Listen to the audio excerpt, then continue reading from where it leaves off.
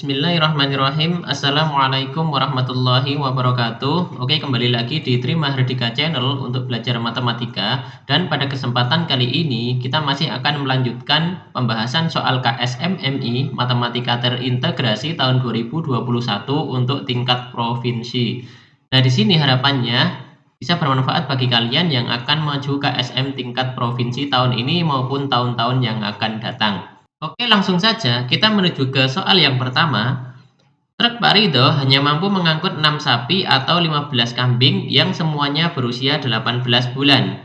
Dalam Idul Adha yang lalu, Pak Ridho membawa 4 sapi dan beberapa kambing yang semuanya berusia 18 bulan sampai batas maksimal daya tampung truk untuk dijual. Hewan yang dibawa Pak Ridho yang dapat dijual sebagai hewan kurban sebanyak titik-titik, yaitu apakah A4, B5, C9, ataukah D10. Oke, sebelumnya saya sudah membahas untuk part satunya ya, silahkan disimak terlebih dahulu, videonya sudah ada di sini. Ya, sekali lagi sebelumnya, bagi kalian yang baru saja menemukan channel ini, silahkan di-subscribe terlebih dahulu agar tidak ketinggalan materi yang lain di video-video saya selanjutnya. Oke, kita selesaikan ya. Di sini ada keterangan bahwa truk Pak Ridho hanya mampu mengangkut 6 sapi atau 15 kambing. Maksudnya, daya tampungnya itu jika digunakan untuk mengangkut sapi saja, itu hanya muat 6 sapi.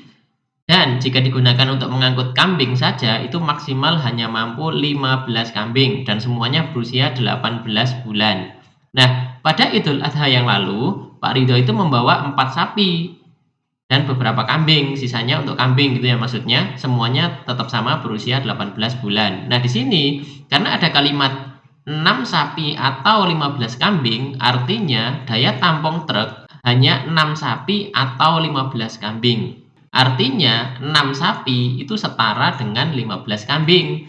Nah, karena pada Idul Adha yang lalu itu membawa 4 sapi, kita harus tahu dulu bahwa 4 sapi ini berarti setara dengan berapa kambing. Kita perhatikan kalau 6 sapi itu setara dengan 15 kambing, itu artinya untuk 2 sapi itu setara dengan 5 kambing ya.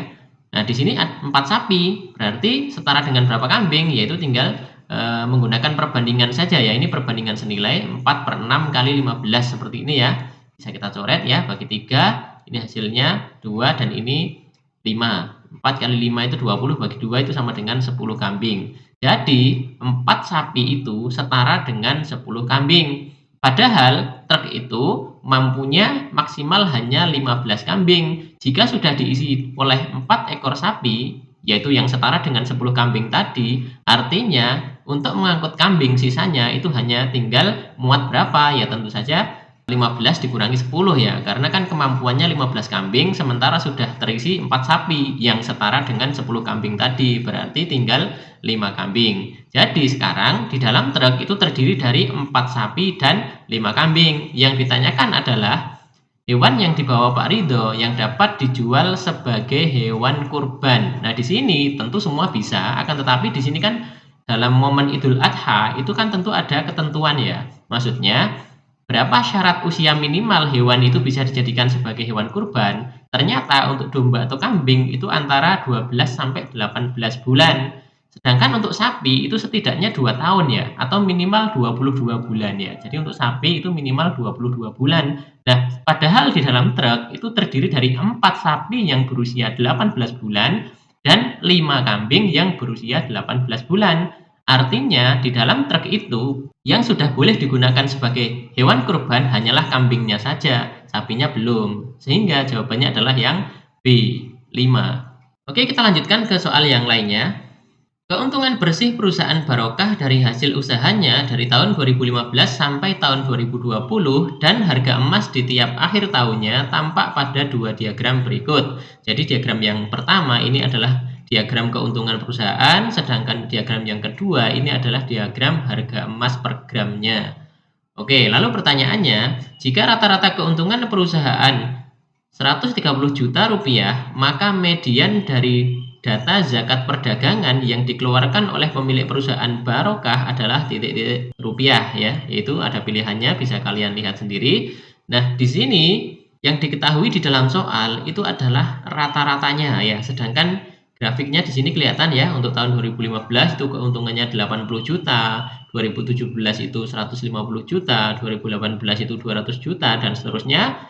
Tetapi ya, hanya ada tahun 2016 dan 2019 ini yang kita belum tahu keuntungannya berapa juta ya, kita belum tahu ya. Nah, di sini yang perlu kita tahu terlebih dahulu itu adalah rata-rata ya. Rata-rata itu kan jumlah data dibagi banyaknya data. Nah, di sini berarti jumlah data itu semua keuntungan dari 6 tahun itu dijumlah, kemudian dibagi 6 ya. Nah, di sini tahun 2016 dan tahun 2019 ini yang belum tahu keuntungannya berapa, kita misalkan untuk 2016 itu A, 2019 itu B di sini. Nah, kita jumlahkan semuanya kemudian dibagi 6 itu adalah rata-rata. Nah, berarti kalau kita masukkan ke sini, rata-ratanya adalah 130 ya. 130 ini maksudnya 130 juta ya. Yaitu sama dengan jumlah data, berarti ini semua dijumlah, mulai dari 80 tambah A tambah 150 ini jumlah semua, kemudian dibagi 6 ya, karena ada 6 tahun yang dimaksud ya. Lalu kalau ini kita jumlahkan semuanya, 80 tambah 150 itu 230 ya, 230, 430, 530 tambah A tambah B dibagi 6. Sehingga untuk 530 tambah A tambah B ini sama dengan 130 dikali 6. Sehingga hasilnya 530 ditambah A ditambah B itu sama dengan 780. Sehingga A tambah B itu sama dengan 780 dikurangi 530 ya, yaitu sama dengan 250. Nah, sekarang kita sudah tahu bahwa walaupun A dan B-nya ini masing-masing belum tahu berapa, tetapi jumlahnya kita sudah tahu yaitu 250 juta. Ya, ini adalah keuntungan tahun 2016 dan tahun 2019. Nah, lalu kegunaan tabel yang sebelah kanan ini apa? Yaitu untuk menentukan apakah pada tahun tersebut si pengusaha itu sudah terkena zakat perdagangan atau belum. Di sini kan yang dikatakan zakat perdagangan. Jadi perhatikan penjelasan ini. Nah, di sini kan untuk keuntungan tahun 2015 80 juta, 2016 A dan seterusnya. Jika dibandingkan dengan harga emas, artinya si pengusaha tadi sudah memiliki emas 85 gram atau belum. Maksudnya, jika keuntungan ini dibagi dengan harga emas, itu sudah bisa mencapai emas senilai 85 gram atau belum. Karena kan kita tahu ya, bahwa zakat perdagangan itu nisabnya adalah senilai 85 gram emas ya. Itu baru wajib zakat. Nah, di sini kalau misalnya dari diagram ini kita buat suatu tabel, yaitu akan menjadi seperti ini. Yaitu tahun 2015 itu keuntungannya 80 juta, padahal tahun 2015 itu harga emasnya 545.000 sesuai dengan diagram ini. Lalu 2016 itu A, 2017 150 juta dan seterusnya dengan harga emasnya masing-masing menurut tabel yang ada di sebelah kanan ini. Nah, kita akan hitung apakah si pengusaha tersebut setiap tahun itu wajib mengeluarkan zakatnya atau tidak, yaitu 2,5% ya. Zakat perdagangan itu 2,5% apabila sudah mencapai nisab, yang mana nisabnya adalah 85 gram emas. Nah, di sini kan A kita belum tahu ya berapa juta, B juga belum tahu, akan tetapi dilihat dari grafiknya sudah terlihat ya bahwa A ini lebih besar dari 100 juta, tetapi kurang dari 150 juta ya, karena letaknya di sini ya. Anggaplah di sini yang A itu sekitar 120 juta misalnya. Ya, kita tulis 120 juta. Sedangkan untuk yang B ini kita buat 130 juta ya. Karena A ditambah B tadi itu jumlahnya kan 250 juta ya. Dan ini rata-ratanya sudah benar yaitu 130 juta. Nah, di sini kita akan coba hitung, kita akan bagi antara keuntungan dengan harga emas pada saat itu. Jika sudah mencapai 85 gram, artinya si pengusaha sudah terkena wajib zakat. Ya, kita hitung saja. Kita formulakan di sini sama dengan keuntungan dibagi dengan harga emas. Ya, ternyata ini sudah lebih ya. Kalau kita tarik ke bawah seperti ini sudah lebih dari 85 gram semuanya. Sehingga dari tahun 2015 sampai tahun 2020 itu sudah terkena zakat. Nah, yang ditanyakan adalah median dari data zakat perdagangan yang dikeluarkan oleh pemilik perusahaan barokah. Seperti yang sudah kita tahu bahwa A ditambah B itu kan 250. Sedangkan median itu kan nilai tengah setelah data diurutkan. Nah, berarti kita perlu urutkan dulu mulai dari 80 sampai 200 juta itu kita urutkan dulu, yaitu mulai 80, kemudian 100 ya, 100, kemudian A dan B. A dan B ini kan lebih dulu daripada 150 ya. Mau berapapun A, mau berapapun B, entah itu A dan B lebih duluan yang mana, akan tetapi pasti dia di tengah-tengah ya, karena A dan B ini lebih dari 100 juta dan kurang dari 150 juta. Kemudian yang terakhir adalah 200 juta. Sehingga median itu pertengahan ini, pertengahan dari data tersebut. Nah, karena datanya ada 6, maka pertengahannya pasti data nomor 3 dan data nomor 4, yaitu A ditambah B dibagi 2, yaitu sama dengan A tambah B per 2, padahal A ditambah B itu sama dengan 250, sehingga sama dengan 250 bagi 2 sama dengan 125 ya. 125 ini maksudnya 125 juta ya. 125 juta berarti zakat perdagangannya berapa? Zakat itu adalah 2,5% dari 125 juta. Nah, kalau kita hitung hasilnya adalah 3.125.000. Jadi dalam hal ini jawabannya adalah yang D. Oke, semoga dapat dipahami ya. Oke, kita satu lagi ke soal yang lainnya. Fikri, Usman, Nur, dan Ratih berlatih menghafalkan Asmaul Husna secara urut selama 3 hari. Rata-rata banyak hafalan mereka sampai pada urutan Asmaul Husna Al-Haq.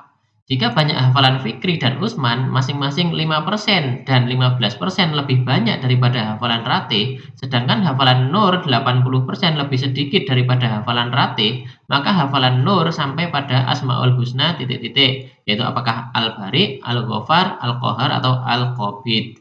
Oke, kita selesaikan ya.